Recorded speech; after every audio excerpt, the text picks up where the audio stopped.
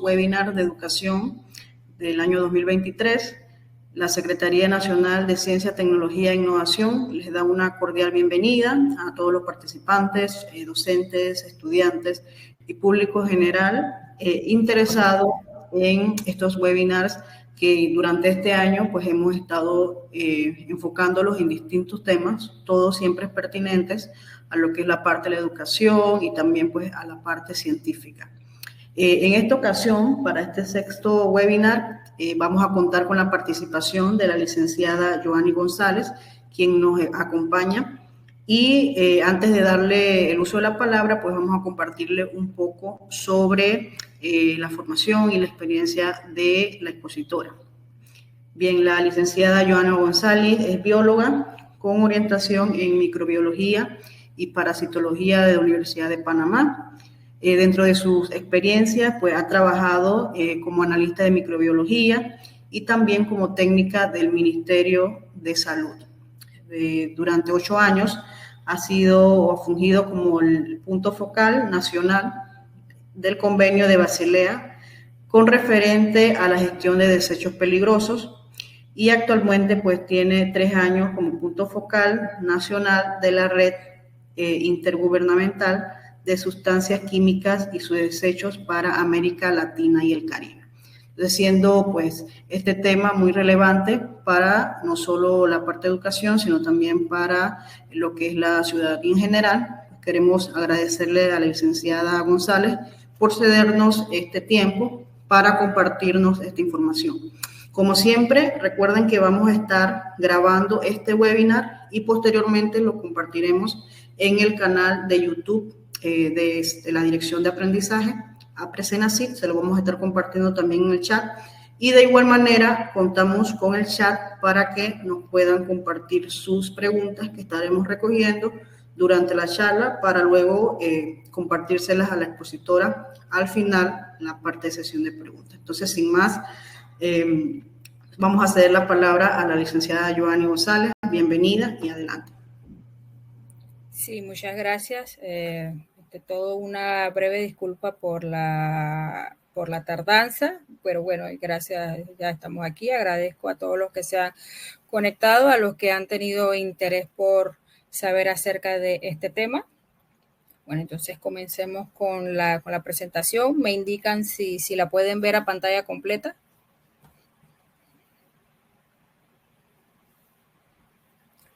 ¿Sí se ve? Sí se ve. Ok, bueno. Para empezar, quisiera conversarles un poquito de lo que va a ser el temario de los que les voy a conversar el día de hoy. Primero vamos a ver una breve introducción, a conocer un poco lo que son los conceptos de lo que es residuo peligroso. Vamos a conversarle también de cuáles son los convenios internacionales que tienen que ver con respecto a la gestión de los residuos peligrosos. También vamos a hablarles sobre lo que es las etapas de la gestión. Y por último, vamos a ver una aplicabilidad de todo lo que hemos explicado, viendo ejemplos concretos de cómo se pueden gestionar algunos ejemplos de residuos peligrosos. Vamos a comenzar con lo más importante, y es precisamente que nosotros vivimos rodeados de aparatos, de sustancias, de productos que están fabricados a partir de sustancias que se pueden considerar peligrosas.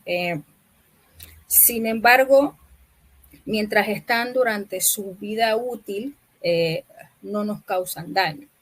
¿Cuándo viene la afectación? Precisamente cuando se convierten en un residuo o desecho, que más adelante vamos a hablar acerca de lo que es la diferencia. Entonces, ¿por qué? Porque cuando se convierte en un residuo, pues precisamente es cuando empieza la manipulación de todos estos equipos, de todos estos materiales. Y si no son manejados de buena manera, pues definitivamente que nos pueden causar una afectación. Aquí tenemos un ejemplo de varios sectores que generan residuos peligrosos. Es solamente un ejemplo. Tenemos nuestros hogares, tenemos el sector salud, tenemos el sector industrial, el sector comercial, el sector de construcción, el sector de transporte. Hay innumerables ejemplos que podríamos mencionar. En pocas palabras, todos generamos y todos los sectores generan residuos peligrosos porque siempre vamos a estar en contacto con sustancias peligrosas. Bueno, estas escenas que ustedes ven aquí son bastante conocidas, sobre todo en nuestros países en vías de desarrollo, específicamente porque somos los que más adolecemos de no tener tantas políticas que nos normen todo esto de lo que son los residuos. Allí ustedes pueden ver un vertedero lleno de residuos electrónicos y demás. También tenemos allí unas baterías, unos residuos de baterías de carro dentro de un contenedor que no están bien embalados. Aquí vemos las pilas que son parte de nuestro diario vivir, que tienen componentes muy, muy peligrosos. Ni hablar de toda la problemática que ahora tenemos con el plástico y los microplásticos. Y aquí abajo vemos un derrame de hidrocarburos. O sea, vivimos rodeados de desechos y residuos peligrosos. Ahora, a veces ustedes escuchan lo que es desecho, a veces ustedes escuchan lo que es residuo. ¿Y cuál es la diferencia? La palabra desecho, que es lo que podría decirse que es lo más antiguo, lo que siempre se ha hablado, incluso tiene una definición en la Real Academia de la Lengua que lo define como aquello que queda después de haber escogido lo mejor y más útil de algo. Lo que la palabra dice, ya lo voy a desechar, ya no hay nada útil. Y el término residuo es muy utilizado en los últimos años, sobre todo porque se anda hablando últimamente de cuáles son los principios de lo que es la economía circular. Etimológicamente hablando, podría decirse que un residuo es aquello que aún tiene una utilidad, luego de que ya no se utiliza en el sentido en el que fue creado originalmente. En pocas palabras, es algo que luego de su vida útil puede ser utilizado como materia prima para otra cosa. Eso es un residuo y es el principio de lo que mucho se habla de lo que es la economía circular basada a todo lo que es la gestión. Este es un ejemplo muy, muy breve explicando de cuáles son las diferencias de las diferentes economías que hemos visto a lo largo del tiempo. Tenemos la economía lineal, en la cual todo se va a convertir en un desecho. Todo se convierte en desecho. Ahí no hay ninguna práctica de reutilización, nada de eso existe ahí. También vemos la economía del reciclaje, que tiene que ver que tú tomas algo, tú lo fabricas, tú lo utilizas, tú lo puedes reciclar de alguna u otra manera, pero siempre va a quedar algo que se va a convertir en un desecho. Por supuesto que se van a generar menos desechos que en una economía lineal, pero a lo que todo apunta globalmente es a una economía circular. Una economía circular, como ustedes están viendo allí, es que no se genere desecho, que todo se pueda utilizar, ya sea que se devuelva, que se reuse, que se repare, que se recicle, como de que siempre haya alguna manera de que esto pueda ser reutilizado. Sí, tenía mal puesto los audífonos, disculpen. Entonces, hacia eso es lo que lleva la economía circular, que de alguna u otra manera no se genere residuos, que todo sea útil. Ahora, vamos a empezar a conversarles de lo que es el ámbito internacional. Hay unos enfoques que tienen que ver con respecto a la gestión de las sustancias químicas y los residuos que se generan. Siempre vamos a empezar con lo global. Luego vamos a ir aterrizando en las prácticas regionales y todo eso hay que nacionalizarlo porque los países no somos iguales. Entonces, con esa misma premisa que nosotros empezamos con lo global, hay que explicarles en qué consisten estos convenios internacionales, que es cuando los países se unen y dicen hay un X problema, tenemos que resolverlo en conjunto porque no somos islas, y de esa manera se negocian los convenios internacionales. Es muy importante que hay que indicar que estos convenios deben ser firmados y ratificados por el país a través de una ley de la República. La mayoría son el marco de Naciones Unidas. Cuando el país se adhiera a estos convenios internacionales, son de obligatorio cumplimiento y son instrumentos muy importantes para lo que es la conservación de lo que es la de biodiversidad, el medio ambiente, el desarrollo sostenible y todo lo demás. Se deben utilizar criterios científicos, políticos y comerciales. Se posibilita la cooperación técnica, científica, transferencia tecnológica y financiera entre países desarrollados a países en vías de desarrollo, y todo eso lleva a que haya un sistema diferenciado muchas veces en cómo los países deben dar cumplimiento a los compromisos adquiridos.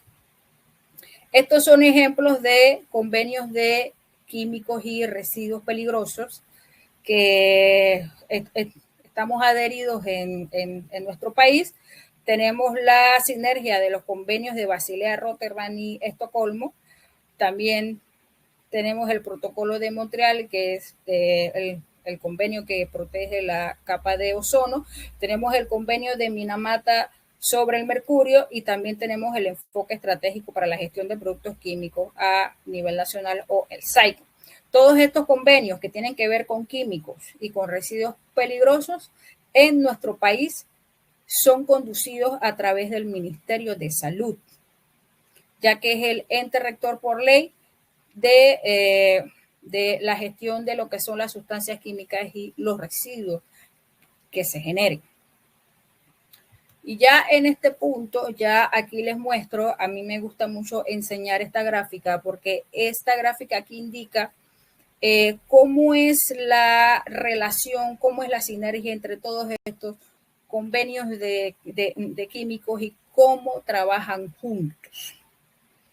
En el eje de las X, aquí tenemos todas las partes de lo que es el ciclo de vida de lo que son las sustancias químicas. En el eje de la Y tenemos los tipos de sustancias que pueden haber. Entonces, vemos cómo entre los convenios cada uno ve una parte o ve un tipo de residuo de sustancia química, pero al final todos deben trabajar en conjunto. De igual manera, los responsables de esos convenios deben trabajar en conjunto en cada uno de los países para poder dar un cumplimiento. Yo hoy les voy a hablar muy brevemente solo de 3 convenios. El convenio de Estocolmo, que tiene que ver con los compuestos orgánicos persistentes, el convenio de Minamata, que tiene que ver acerca del mercurio, y el convenio de Basilea, que tiene que ver con la gestión de todo lo que tenga que ver con residuos peligrosos. De esos 3 convenios son los que yo le voy a hablar muy brevemente. Todo esto para que vayamos aterrizando en todos los conceptos que al final tienen que ver con la gestión de residuos peligrosos. El primer convenio que yo les voy a conversar es acerca del convenio de Estocolmo. El convenio de Estocolmo trata acerca de la protección de la salud humana y el ambiente de los efectos de los compuestos orgánicos persistentes, los llamados COPS. ¿Qué características tienen los COPS? Pues que son muy persistentes, son altamente tóxicos, pueden ser transportados a largas distancias y son bioacumulables. Tenemos COPS que pueden ser desde plaguicidas hasta sustancias que son agregadas en la fabricación de algunos productos, como es el caso de los residuos de aparatos eléctricos y electrónicos. Toda esta gama de productos, que ahora mismo pueden ser unos 32 sustancias, tienen en común que lo que ya les mencioné, que tienen una persistencia y una toxicidad. Panamá ratifica este convenio a través de la Ley 3 del 20 de noviembre del 2013. Como vemos, luego, como vamos a ver, vivimos en contacto con productos que tienen estas sustancias, que al final son peligrosas y que cuando hay que manejar el residuo puede venir la afectación a la salud humana y el ambiente. Para hablarles también de lo que es el convenio de Minamata, el convenio de Minamata es uno de los más jóvenes. Panamá se adhirió a través de la ley 21 del 2015 y todo esto nace debido a que la exposición al mercurio es tóxica, tanto para la naturaleza como para la salud humana, como para la salud animal. Y nos encontramos que el mercurio puede estar contenido en estos productos que estamos viendo aquí, en el maquillaje, en plaguicidas, en preparaciones antisolares y demás. También vemos que está presente en las pilas, en los termómetros, en los focos fluorescentes, y también es utilizado en la minería artesanal, debido a que el mercurio tiene la capacidad de amalgamarse con el oro y luego se hace como una especie de lavado en la cual el mercurio se lava y se queda el oro. Por lo tanto, cuando se firma el convenio de Minamata, los países signatarios debieron prohibir la utilización del mercurio en la minería del oro, debido a que el mercurio es altamente contaminante, produce efectos neurológicos en las personas. Bueno, y el otro convenio que les voy a mencionar es aquel que ya en sí le toca ver todo lo que tiene, todo lo relacionado a la gestión de los residuos peligrosos. Tiene dos grandes paraguas. Uno es la gestión transfronteriza y el otro es la gestión dentro del país.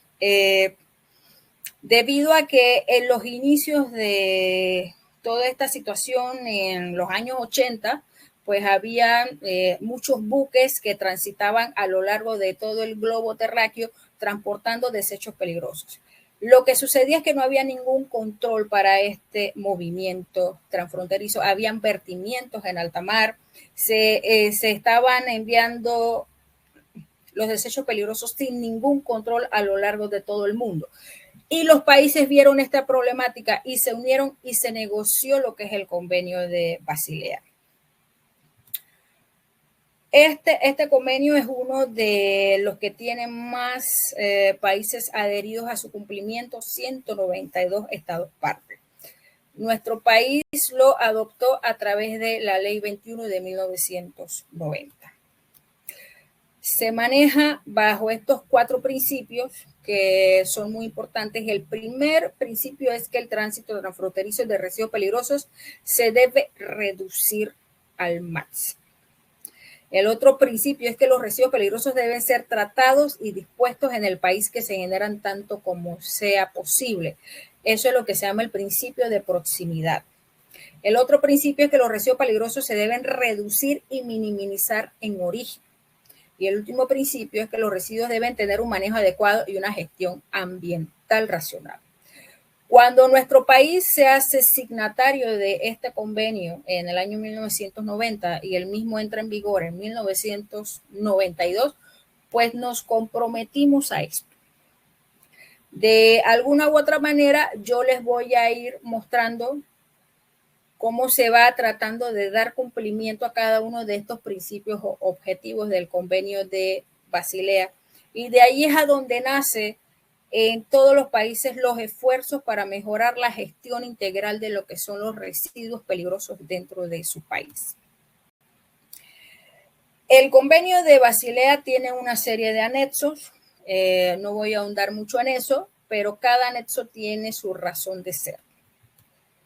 Efectivamente, porque el convenio tiene un alcance.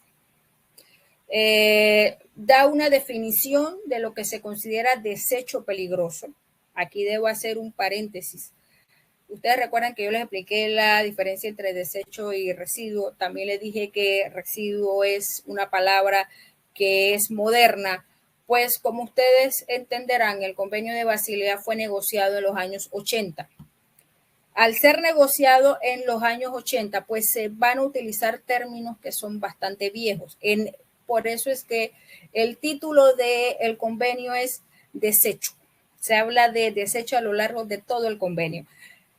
A nuestros días y a nuestro entender, pues no hay una diferenciación de lo que es desecho y residuo. Aunque acá se hable de residuo, también aplica para lo que es residuo. Entonces, cerrando este paréntesis, es importante mencionar que es importante que cada país tome la decisión de cómo va a definir lo que es un desecho peligroso o un residuo peligroso. El convenio da una definición que es apoyada por los anexos, que ya les dije. No es una definición muy fácil. Al final hay que fijarse si el residuo en cuestión cumple con algunos de los anexos.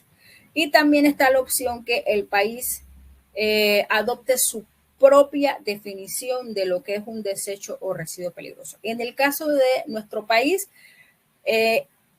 tenemos la definición de lo que es el convenio de Basilea. Es apoyado mucho en fijarse en qué características de peligrosidad tenga el residuo, como son las que vemos aquí, que sea corrosivo, reactivo, explosivo, infeccioso y demás. Y por supuesto también hay un listado. Importante, el convenio de Basilea excluye los desechos radioactivos. Bueno, aquí ya un breve resumen de cuáles son los desechos o residuos que están cubiertos, los biomédicos, los aceites usados, las baterías de carro, todo residuo que tenga COPS, compuesto orgánico persistente, es considerado peligroso. Los bifenilos policlorados que están presentes en los transformadores eléctricos y miles de desechos químicos que son generados en la industria. Ya haciendo un breve resumen, aquí se les muestra qué puede ser categorizado como no peligroso: el papel, el aceite de cocina, la chatarra ferrosa, el aluminio, los residuos orgánicos y los residuos plásticos, mientras estén bien descontaminados y bien segregados. ¿Qué desechos son definidos entonces como peligrosos? Tenemos los residuos de aparatos eléctricos y electrónicos. Tenemos también los desechos hospitalarios, las baterías de carro luego de su vida útil, los desechos de hidrocarburos, los residuos de focos, luminarias y demás. Vemos aquí los desechos de los residuos de los equipos de refrigeración, aire acondicionado, los químicos, los desechos químicos, los farmacéuticos y también los plásticos que estén contaminados o fabricados con sustancias peligrosas. El convenio de Basilea ha sido enmendado 3 veces. La primera enmienda es la de prohibición, que es simple y sencillamente de que los países desarrollados no pueden exportar sus desechos peligrosos a países en vías de desarrollo. La otra enmienda es sobre residuos plásticos, que entró en vigor en el año 2021, que indica que ahora el convenio de Basilea y los países deben prestar más atención a lo que son los residuos plásticos, debido a que algunos pueden ser categorizados como peligrosos. La última enmienda, que tiene que ver con los residuos de aparatos eléctricos y electrónicos, que ese va a entrar en vigor en el año 2025. Y ese tiene que ver con que debe haber una mayor vigilancia con el movimiento transfronterizo de este tipo de residuos. Ahora quiero conversarles acerca de lo que son las etapas de lo que es la gestión de los mismos residuos peligrosos. Ya aprendimos que todo esto viene desde un enfoque internacional, como es el caso del cumplimiento de país a los convenios internacionales a los cuales estamos adheridos. Hay 2 etapas en lo que es la gestión. Uno es la gestión transfronteriza, que tiene que ver con el control del movimiento de lo que son los desechos peligrosos, tiene que ver con los regímenes de importación, con los regímenes de tránsito y con los regímenes de exportación. Y el otro tiene que ver con la gestión ambientalmente racional de los desechos y residuos dentro de lo que es el país. Y ya aquí vamos a ver las otras etapas, como es la generación y la segregación, la recolección y el transporte, el almacenamiento temporal, el aprovechamiento, el tratamiento y la disposición final. Bueno, en el caso de la gestión transfronteriza de los desechos y residuos peligrosos, aquí es importante mencionar que, a pesar de que el convenio de Basilea habla de que en la medida de lo posible, si el país genera sus propios residuos peligrosos, pues debe tratarlos dentro de su país, pues la realidad es que sobre todo los países como el nuestro, que son en vías de desarrollo, no vamos a tener la capacidad instalada para hacerlo. En ese caso, se tiene la alternativa de enviarlo a un país que sí tenga la tecnología. Bajo este punto, se debe manejar todas estas autorizaciones a través de lo que el convenio llama como el consentimiento fundamentado previo, o PIC en sus siglas en inglés, que simple y sencillamente es que se debe solicitar autorización al país importador, al país en tránsito y al país exportador. Así funciona esto. Tú no puedes enviar un embarque de residuos peligrosos por enviarlo. Tú debes preguntar antes, debes solicitar una autorización antes de hacer esto. Y esto lo vemos aquí reflejado, y aquí es bueno mencionar que nosotros como tenemos el canal de Panamá, pues recibimos bastantes solicitudes. Y también hay que mencionar que nosotros como país tenemos varias prohibiciones y restricciones con respecto a lo que es el paso de los desechos o residuos peligrosos por nuestro país. Lo primero que yo debo mencionar, tenemos prohibida la importación de residuos y desechos peligrosos. Esa prohibición viene desde el año 1991 a través de la Ley 8.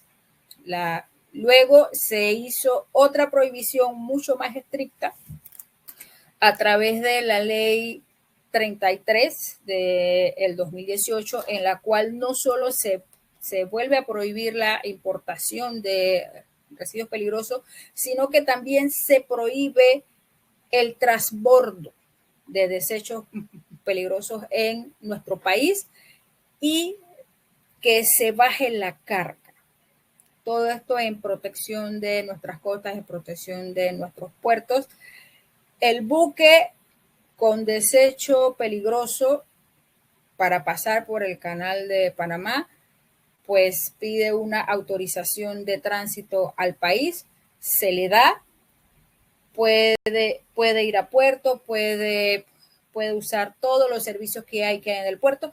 Sin embargo, lo único que no va a poder hacer es bajar la carga y hacer un transbordo.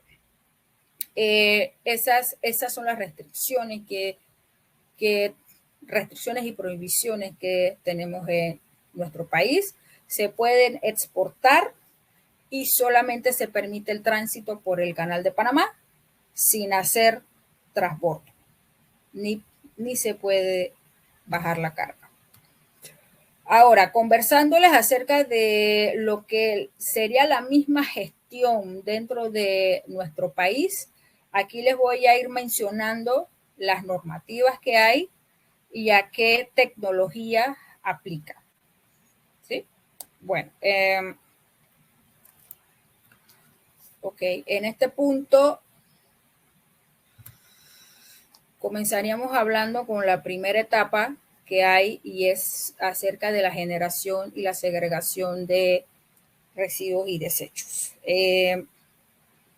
Todo esto tiene que ver con el cumplimiento del artículo 4 de lo que es el Convenio de Basilea, en el cual el país se compromete a reducir al mínimo la generación de desechos peligrosos y otros desechos, teniendo en cuenta los aspectos sociales, tecnológicos y económicos. Aquí es importante hablar que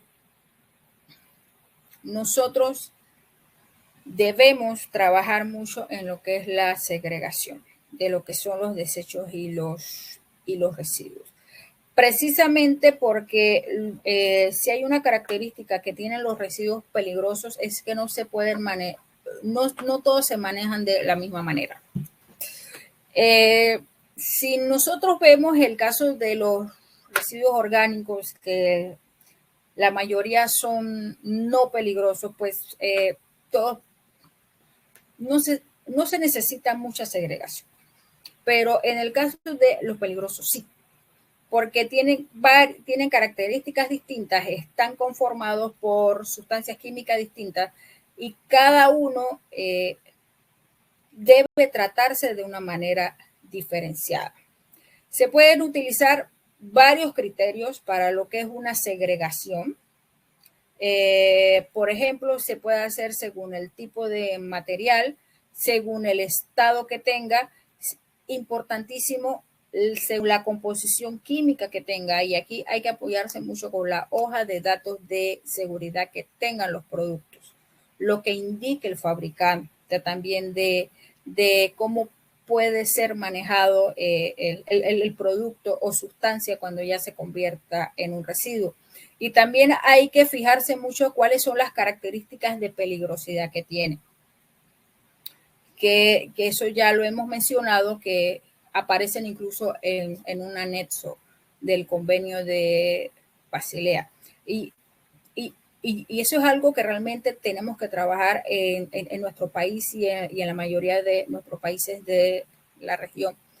Porque al final, si no se hace una debida segregación entre desecho peligroso del no peligroso, pues al final cuando tú haces una sola bolsa, cuando tú haces una sola mezcla, toda la bolsa se va a convertir en un desecho peligroso porque estás mezclando todo. Entonces es muy importante trabajar en lo que es la segregación. Aquí yo quería mencionarles que en nuestro país tenemos una normativa que trata específicamente de las actividades de alto riesgo y cuáles son las actividades que deben tramitar un permiso sanitario de operación con el Ministerio de Salud. Aquí con las flechitas yo les estoy mostrando cuáles son las actividades que están relacionadas con gestión de residuos peligrosos. Todo gestor de residuo peligroso debe tramitar un permiso sanitario de operación que lo expide el Ministerio de Salud. Eso es importante manejarlo porque muchas veces nos encontramos de que no se busca al personal adecuado o a la empresa adecuada para dar una gestión a lo que son los residuos peligrosos. Cuando una empresa obtiene su permiso sanitario es porque pudo demostrarle a la autoridad que hay una trazabilidad de tratamiento y de buen manejo de todos los residuos con el cual trabaja. Así que eso es muy importante conocer. Ahora, la otra fase que es interesante es la parte del almacenamiento. Los desechos y residuos deben ser almacenados de tal manera que se minimicen los posibles impactos y riesgos a la salud de las personas y el ambiente. Aquí hay que tener mucho conocimiento de cuáles son los residuos que no pueden ser mezclados, porque pueden reaccionar y pueden tener alguna reacción. Así que aquí es muy importante ver cómo es el almacenamiento. El otro punto que es muy importante es el transporte. Nuevamente debe ser realizado de tal manera que no se incurran daños a la salud de las personas y el ambiente. Bajo esto hay muchas reglamentaciones, sobre todo que tienen que ver con la parte de material peligroso, incluso con residuos peligrosos, como es el caso de los residuos de hidrocarburos, que quien se vaya a dedicar al transporte de este tipo de residuos no solamente debe tramitar el permiso sanitario de operación con el Ministerio de Salud, sino que también se tramita un permiso con la Secretaría Nacional de Energía. Todo esto para que haya una trazabilidad de cómo se manejan estos residuos.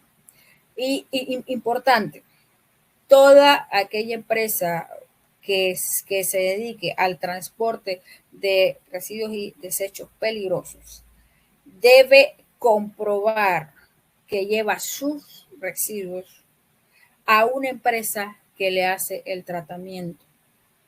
Y esta empresa también debe tener un permiso expedido por el MINSA.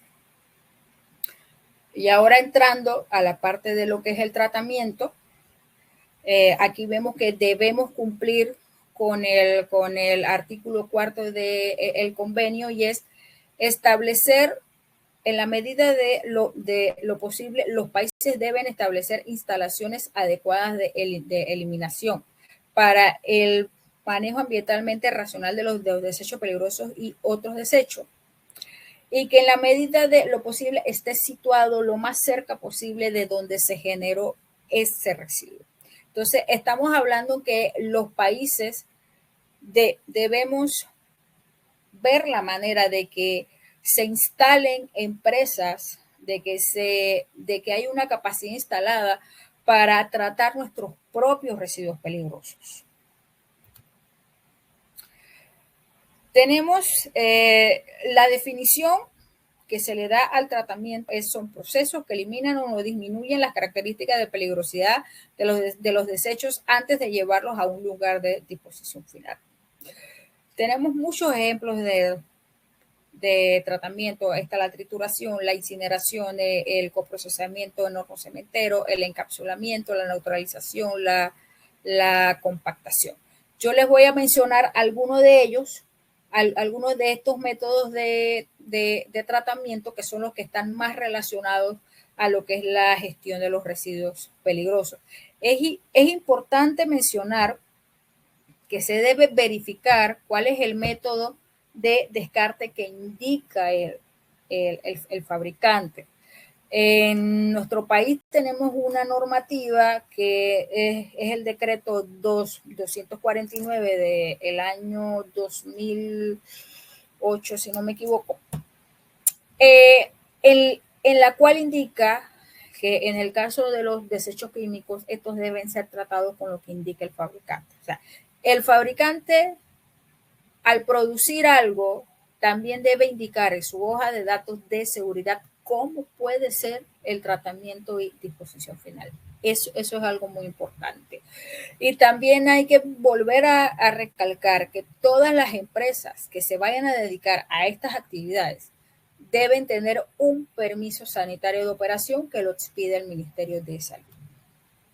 La primera normativa que le voy a mencionar, que es una norma nacional, tiene que ver con la resolución 1029 del 2011.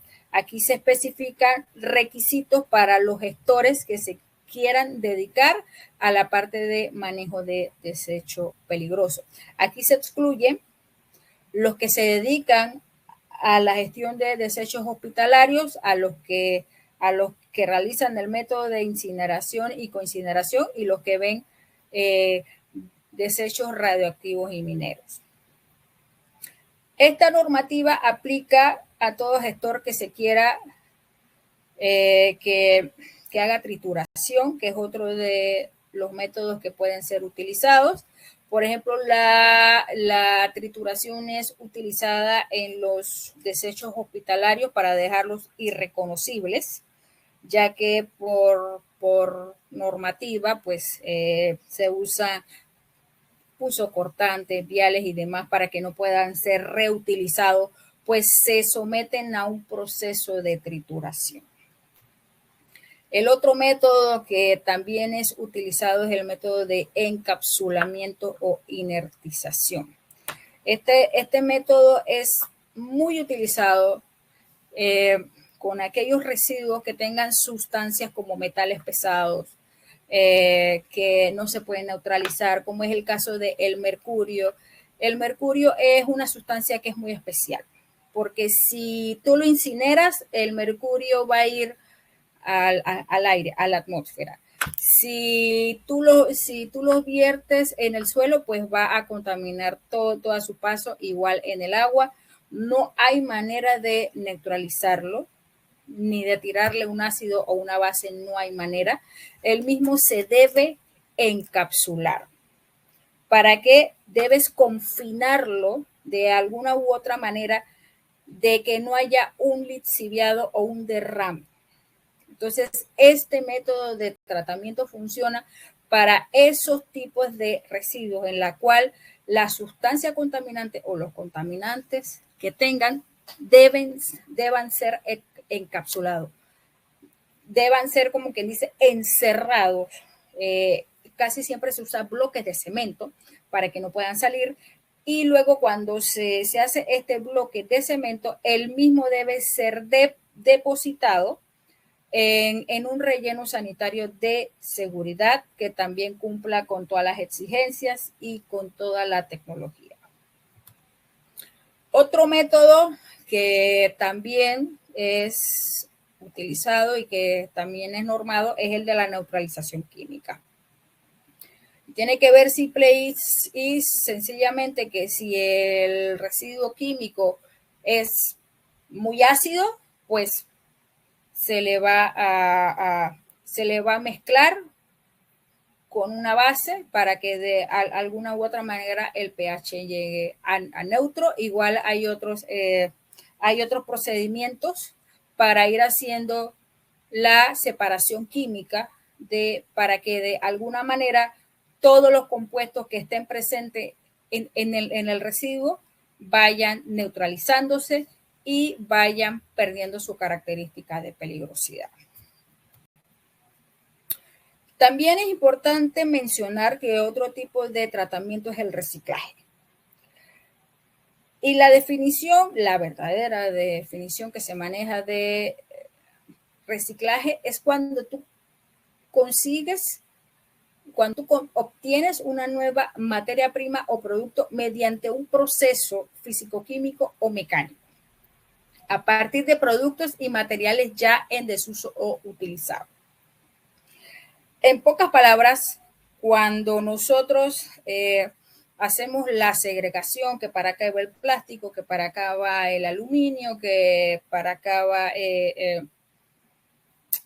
los otros materiales aprovechables. En realidad, el reciclaje es cuando tú vas a utilizar eso que tú segregaste, tú le haces una transformación y lo vas a utilizar para crear otra cosa.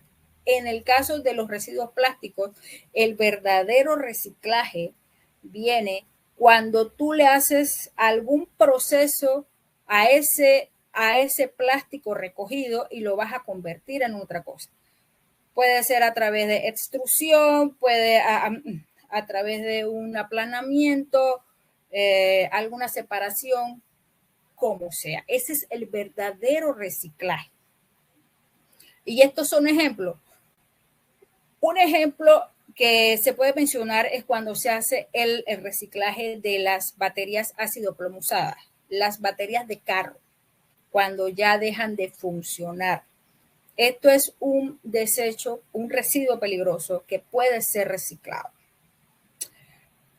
Esto va a ir a una empresa que hace un triturado de lo que es la batería, el plástico va para un lado, el ácido va a ir para otro lado, en el cual debe ser neutralizado, y el plomo puede ser captado, convertido en lingotes de plomo, y ese mismo plomo es utilizado para la fabricación de nuevas baterías de carro. Ahí vemos que sí hay un proceso de reciclaje, ¿sí? Bueno, el otro método que también está normado en nuestro país y que también es utilizado internacionalmente es el de la incineración.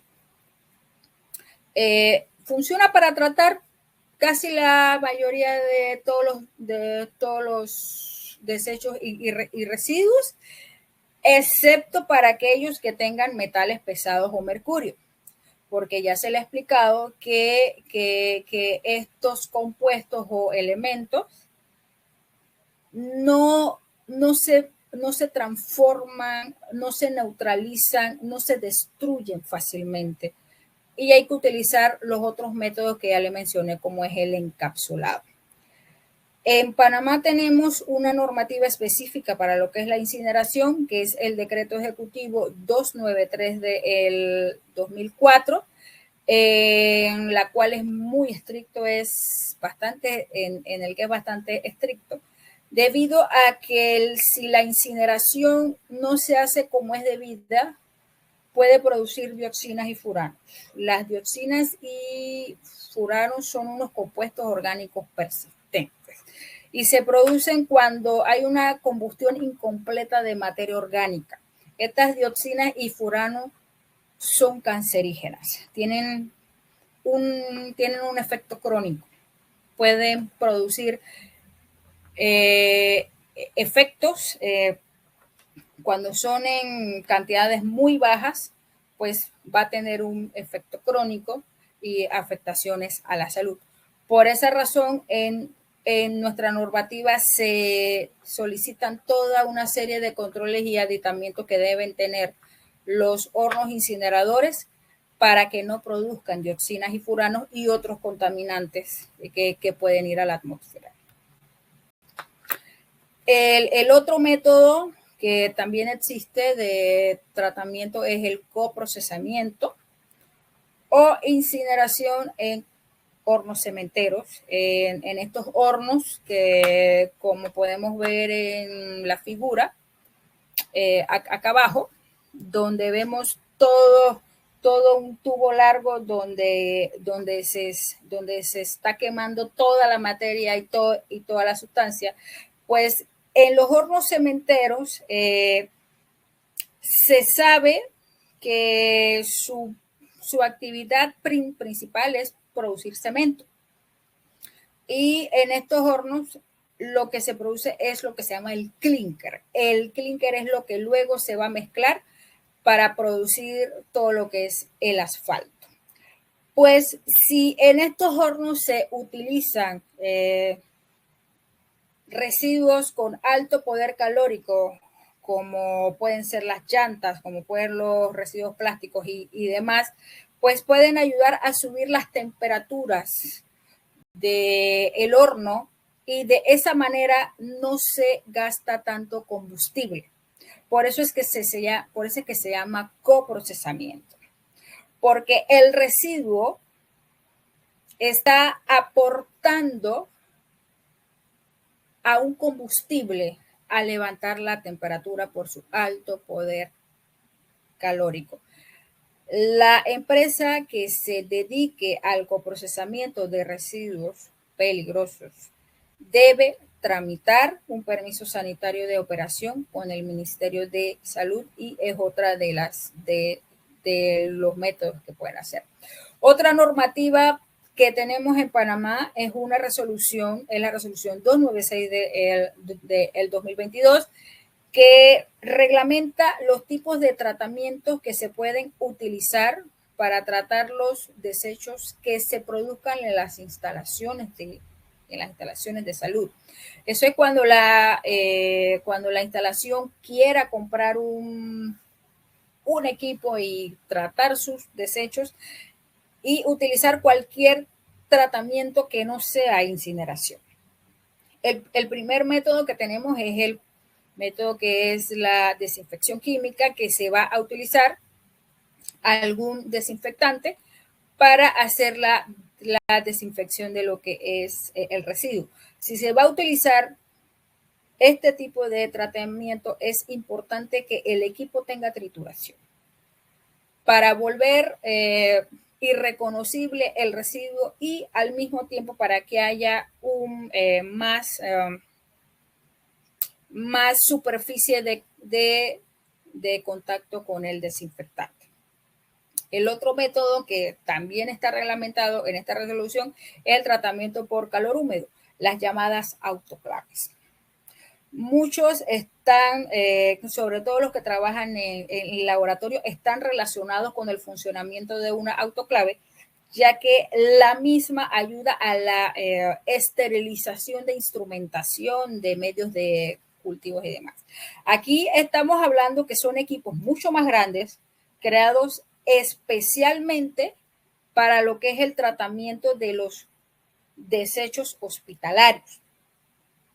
Entonces, utilizan el mismo principio de calor húmedo, de la penetración del calor húmedo, y muchos ya tienen ya adherido al equipo todo lo que tenga que ver con la trituración, precisamente para que haya más superficie de contacto con el vapor de agua y se produzca la esterilización.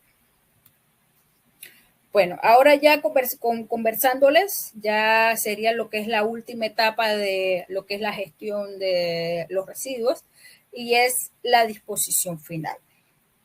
La disposición final es depositar o confinar de manera permanente todos aquellos residuos que han tenido algún tratamiento y que sean confinados de tal manera que no haya una afectación a la salud de la población y al ambiente. Aquí podemos ver al lado toda la figura de lo que es un relleno sanitario, de todo lo que debe cumplir un relleno sanitario. Debe tener toda una capa protectora que impida que los lixiviados de los residuos estén en contacto con el suelo, que tampoco hayan emisiones, o sea, toda una serie de aditamientos para que efectivamente el residuo quede depositado como debe de ser. Y estas son las normativas que tenemos relacionadas con lo que es la disposición final.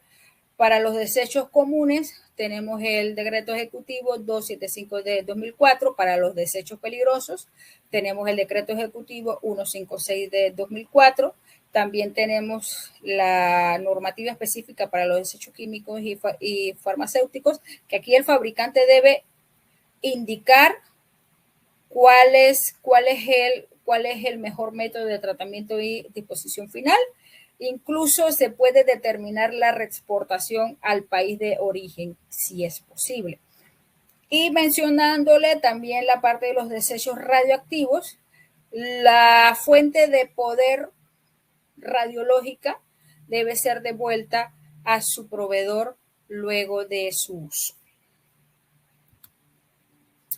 Ahora yo les voy a conversar de, ya utilizando todos los conceptos que les he explicado, aplicarlos a gestión de dos tipos de residuos: los residuos de aparatos eléctricos y electrónicos y los residuos plásticos. Primero les voy a hablar acerca de lo que son los residuos plásticos. Aquí, como podemos ver, aquí se muestra la clasificación o la codificación que se le da a los plásticos, ¿sí? Según el tipo de plástico. Y aquí se les está mostrando cuáles son los fácilmente reciclables, lo que es posible reciclarlos y lo que es muy difícil que sean reciclables. Nosotros hasta hace unos años teníamos el pensar que todos los plásticos eran reciclables. De alguna u otra manera, sí son de alguna u otra manera, sí pueden ser reciclables, pero unos mucho más difíciles que otros. Aquí algo interesante, si ustedes se fijan, todo plástico tiene la codificación inserta. En este caso tenemos una botella PET, como ustedes pueden ver, tiene la codificación 1, que indica que es un tereftalato de polietileno. Hablando en sí lo que es la gestión, si el plástico es un residuo aprovechable o reciclable, se puede hacer todo un proceso de selección, reciclado, todo lo demás, y que luego haya una conversión a productos que pueden ir al mercado. Pero debe haber una segregación. En este caso se debe hacer un reciclaje mecánico. Cuando es posible, pues tenemos varias fases en donde se puede hacer. Pero aquí lo importante es que el plástico debe ser segregado. Si el plástico no se segrega en origen, después es muy difícil que pueda ser reciclado. Y cuando es difícilmente aprovechable o reciclable, pues una de las opciones que hay, pues es el reciclaje químico, que hay muchas corrientes que no están de acuerdo porque dicen que al final vas a producir más químicos para hacer una separación, y también vemos el aprovechamiento que podría saber a través de horno cementero. Y el último ejemplo que les voy a dar de gestión es a través de los residuos de aparatos eléctricos y electrónicos. Aquí vemos un ejemplo de cuáles son las 6 categorías que hay. Y también es importante ver que esta es una corriente de residuos que va a la alza. Cada día estamos generando más residuos electrónicos. Aquí estamos viendo que de 3 a 5 años es la vida útil de un teléfono, a veces cada 2 años. ¿Y qué hay en un RAE? Pues hay metales férricos, hay vidrio, hay sustancias peligrosas y hay plástico.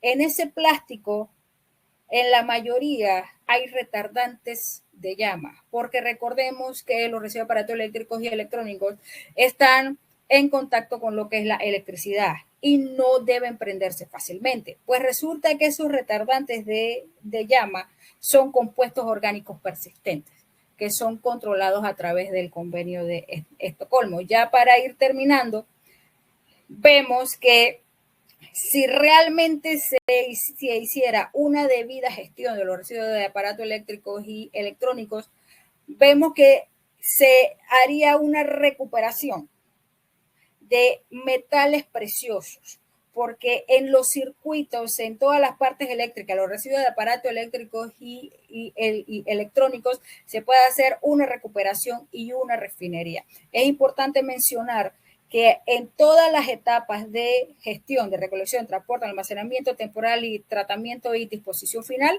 las empresas deben sacar un permiso sanitario de operación.